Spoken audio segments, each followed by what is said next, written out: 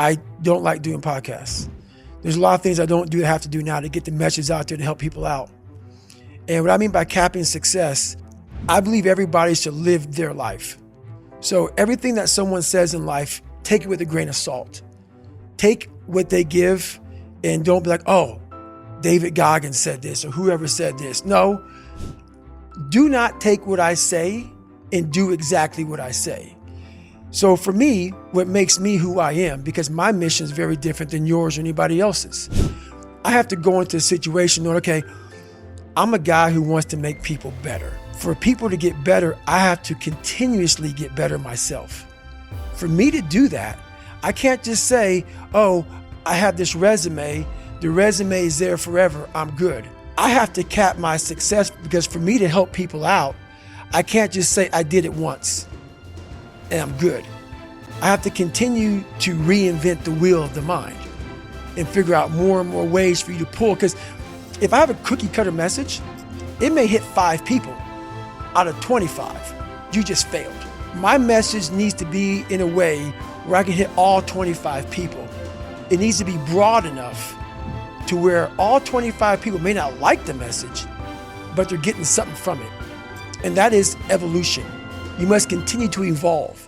And you don't evolve, for me, in my job, unless I cap myself somewhere and say, okay, you made this much money, get back to fucking work.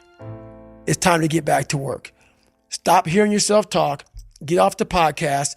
Don't be on social media too much. Cut out all the fucking noise. Get back to the fucking mental lab, because that's where the knowledge came from. So for me, I must cap myself so I can come back with better, more unique knowledge versus all that cookie cutter knowledge that's out there.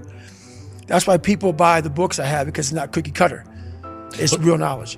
And that's one big reason why I do Fight Fire, because all the knowledge for myself comes from that place. It doesn't come from the place of success. My knowledge does not come from the place of, because for me, I built Goggins from the ground up. I was born David Goggins. David Goggins wasn't good enough. He was a scared, bullied, abused kid who struggled in life. And that kid, whenever something got tough, no matter how hard I trained, no matter how ready I was, whenever something got tough for me, David Goggins, the real David Goggins, would come out and he would quit. So I realized this over a period of time. So I had to build Goggins. And in that process, I had to go back to that mental lab. And that mental lab is at scratch. That mental lab isn't that trained humility. And so that's where I get better.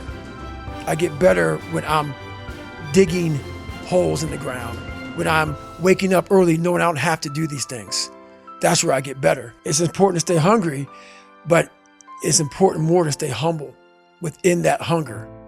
So while you're hungry, a lot of people are hungry, but humility is everything.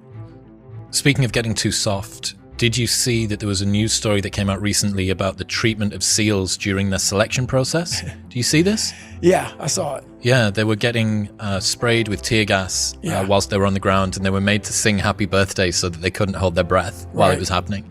Right. And there was a quote from this guy, I think this type of training is really senseless, said Sven Hjort, a Duke University associate professor who studies tear gas and its effects. It looks more like a form of hazing. Right.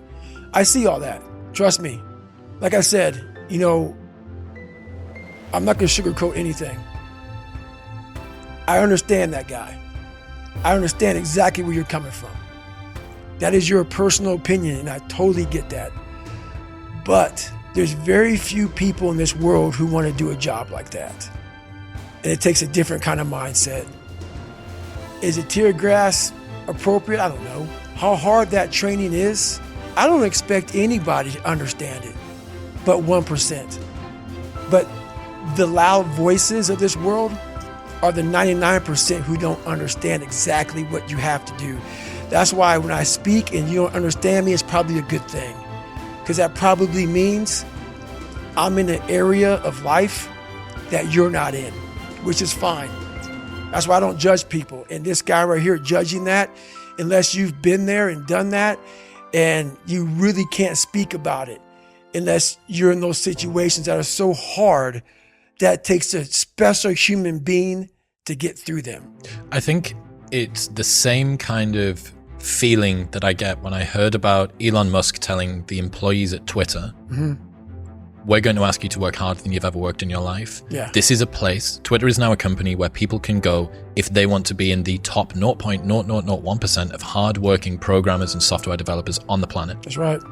And everybody was up in arms. This is unbelievable. We're going back to this old version of capitalism where the worker is being abused and used and thrown away. What they didn't account for is that there is a non-insignificant cohort of people for whom that's their dream. That's right. People who want to be able to get up on a morning, having gone to bed 4 hours before, and can contribute to some sort of progress that they think, this is what I'm here for. Yep. And it's the same with the SEALs. If you're not the sort of person that is built to go through selection, it's like speaking a different language. That's it. And that's why I don't try to convince people otherwise. I understand that why you're confused. I understand why you say things like that. I'm not saying anything bad about that. I understand it. But also, what you don't understand, what you fail to understand, is the other side, that you need people like that. You need the Elon Musks. You need the David Goggins. You need some of these Navy SEALs, some of these other people. You need those people. And they forget that. And it takes a very, very unique person and unique mind to do some of these jobs that are necessary in this world. Well, especially when we're thinking about someone going to war. Right. Like, do you want your armed forces to be underprepared for the battlefield because you didn't want to be too mean to them in advance? That's the problem. That's the problem. And that's a problem that I've always had.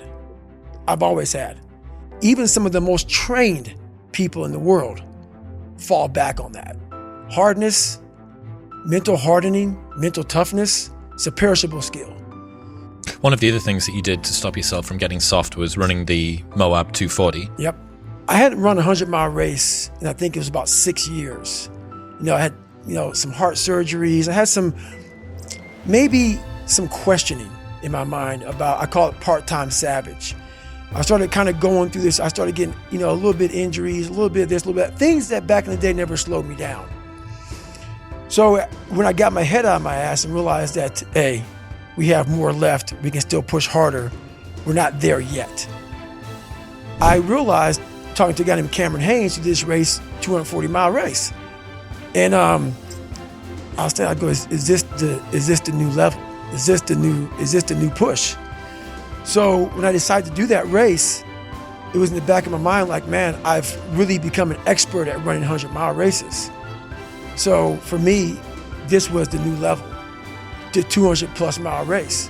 And what was so amazing about that, as you probably read in the book, I had a hard time the first time doing it. I came back and did better. But what's amazing about the human mind is that it becomes your new norm. Like to think that I can run 200 miles, 240 miles, and that becomes like running 50. I never thought that was possible.